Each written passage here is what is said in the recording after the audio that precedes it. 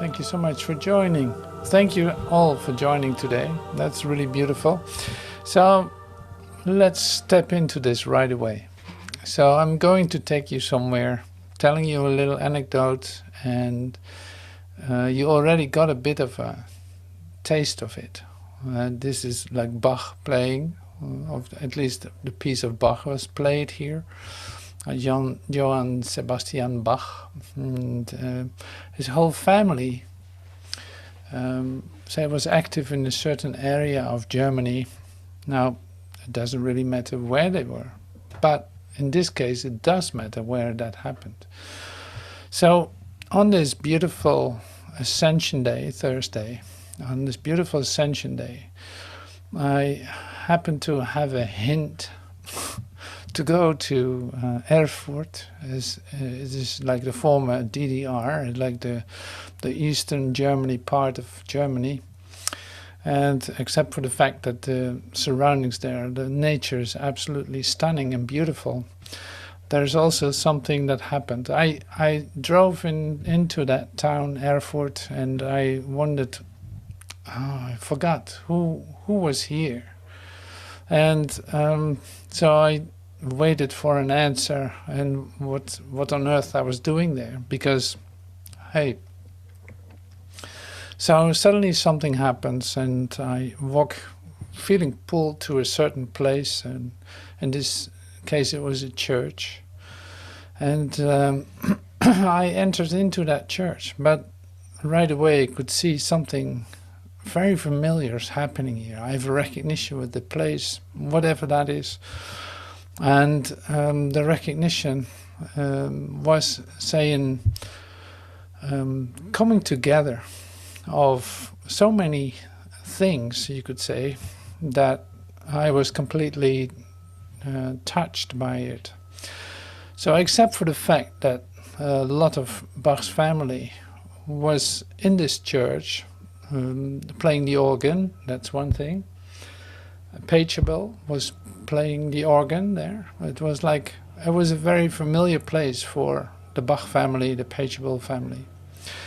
And at the same time something else is going on there. It was literally the church of Meister Eckhart. So it was actually the church of Meister Eckhart. Now, who's Meister Eckhart? Well, it's a 12th century mystic. So this church being very old and all this, it's like suddenly I find myself on this Ascension Day with the Bach family, Pachelbel and Meister Eckhart, in a total holy instant, you could say.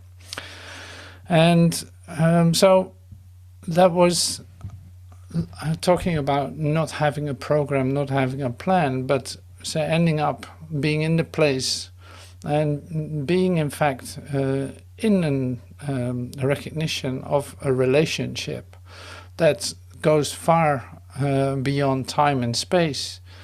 Anything can be, is possible, in fact. Like, you can meet anyone at any time. So happened this then on this Ascension Day. Now, I can of course not recall that experience, absolutely not. So this moment is totally new and completely open. I don't want to put a stamp on it or confirm it in any kind of form and in any kind of way. But some inspiration came to me. So one of them is to put in the background the stained glass window from that church, literally, Meister Eckhart's church, and also joining you, inviting you, in fact, to join in a contemplation meditation with Meister Eckhart's words. That I've used them before because I love it, just because it is so his language in which he speaks, but also so recognizable in the whole idea of rebirth, and that I love to share it with you. So this is what we're going to do first now, and that is just starting contemplative meditation with Meister Eckart's words. I pre-made this, and I'm going to play that. So it's, we have this sharing. There's Michel will say the same words too in French. There's quiet, and there's a repetition in English again.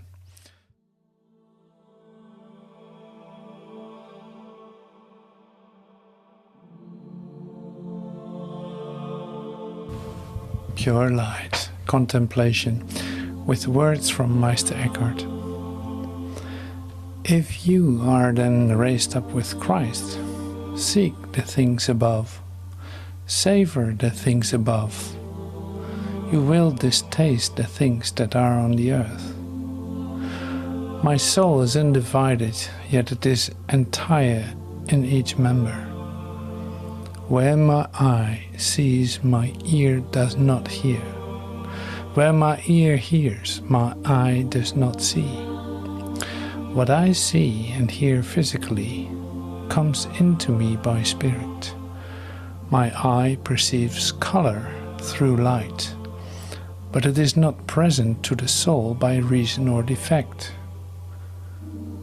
All that the outward senses perceive, if the spirit is to take it in, must come from above, from the angel, who imprints it with the upper part of the soul. Christ says, I am the door.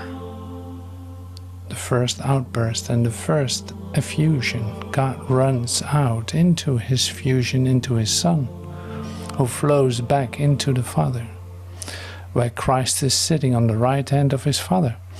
Where is Christ sitting? He is sitting nowhere. Whoever seeks him anywhere will not find him. His least part is everywhere, his highest nowhere. The masters say sitting denotes rest and implies timelessness.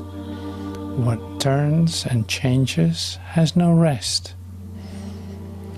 A master says it is impossible that in the first eruption, when God bursts forth, any corporeal thing should receive it. It must be either light or pure spirit. Heaven is above time and the cause of time. Our souls are far above, hidden in God. And so I say not only above time, but hidden in God. Is that the meaning of heaven? Everything corporal is a product, an accident, and a descent. King David says, 1,000 years are in God's sight as a day that is past. For all the future and the past are there in one now, that we may attain this now. So help us God. Amen.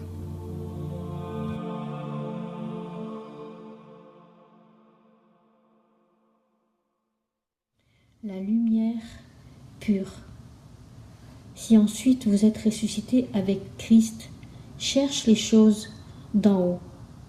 Savourez les choses d'en haut. Tu détesteras les choses qui sont sur la terre. Mon âme est indivisible. Et pourtant, elle est entière dans chaque membre. Là où mon œil voit, mon oreille n'entend pas. Là où mon oreille entend, mon œil ne voit pas. Ce que je vois et entends physiquement vient en moi par l'esprit. Mon œil perçoit la couleur par la lumière, mais elle n'est pas présente à l'âme par défaut.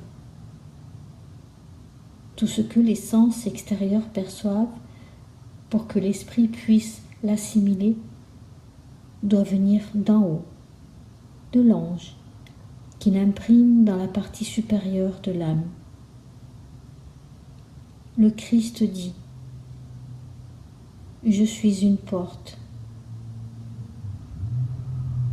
Le premier éclat est la première effusion dans laquelle Dieu se manifeste et sa fusion en son Fils qui retourne dans le Père.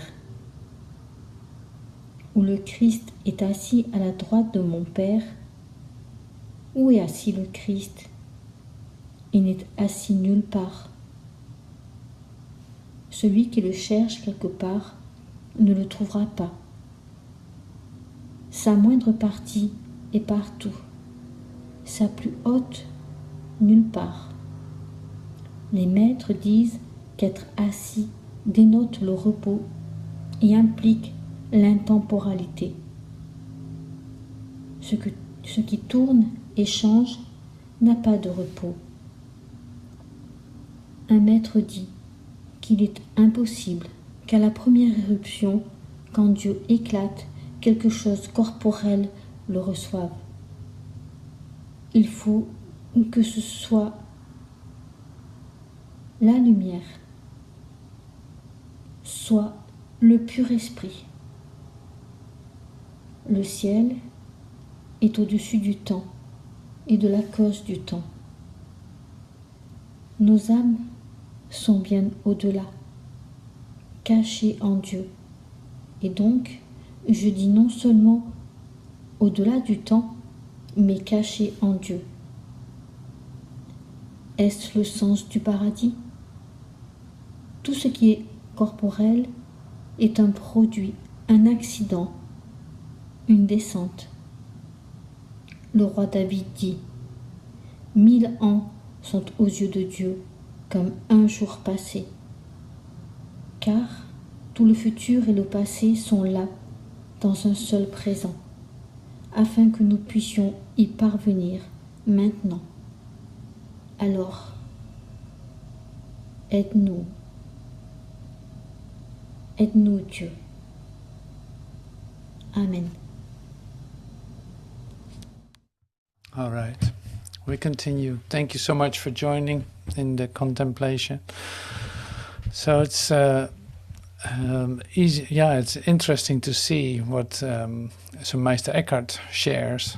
See, the whole expression of him is not necessarily directly understandable, but that doesn't take away that you can experience what he shares and come into something, of a discovery in your contemplation.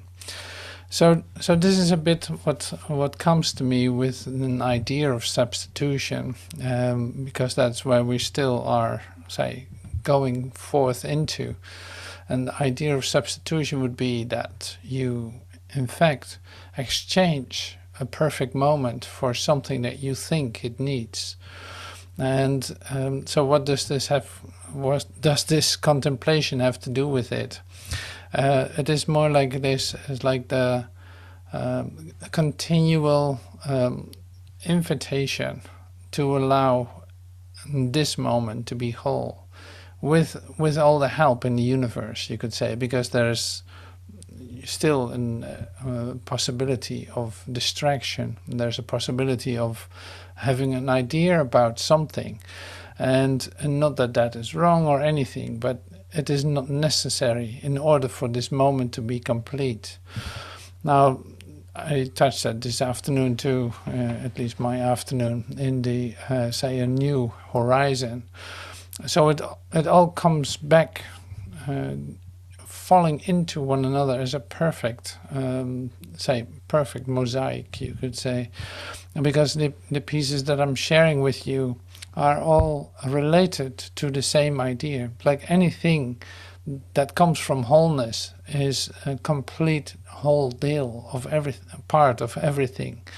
Like it's a complete part of all aspects that you might see as color or as shape or as idea or as yeah.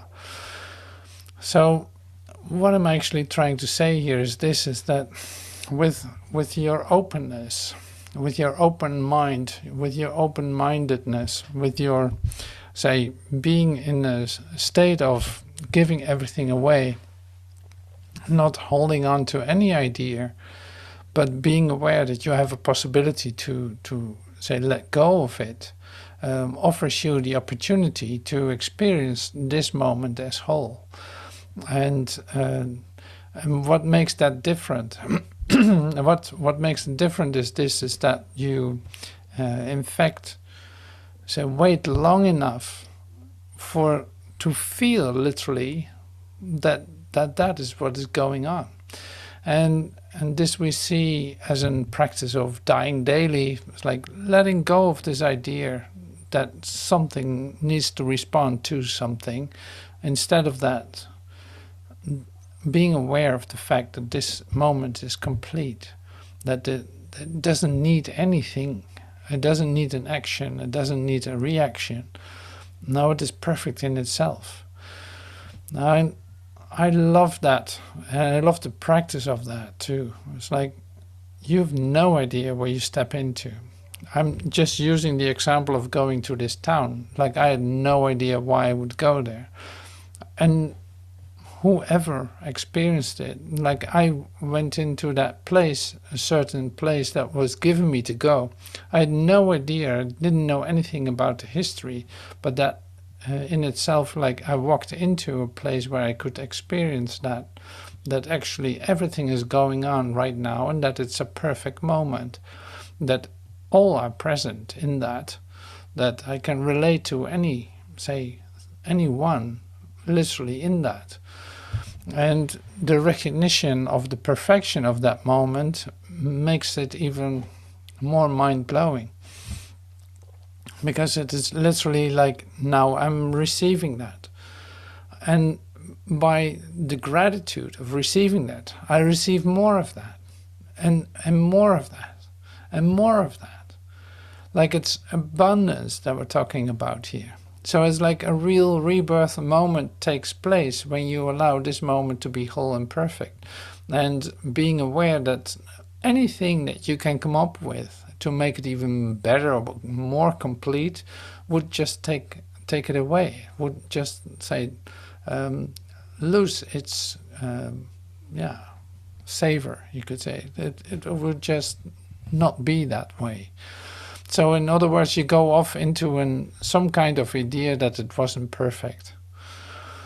So that would be your final conclusion of going to a place, not letting it be whole and moving out of it with, well, it was okay, but I saw this and this and this, and I don't know about that and that and that. So you bring in your doubt, literally. You bring in your doubt, you bring in your substitution, like your substitution for a perfect moment. Now this is a human habit. It's an old habit. So in our awakening, in our rebirth sessions, we have every opportunity to practice, in fact, the perfect moment, the holy instant, if you want. But the perfect moment describes it all. It's like it's present here and now. It doesn't need anything.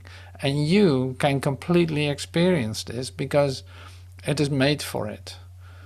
And there are no exceptions to it, and there's no, any of those things that you can come up with will not add anything to it.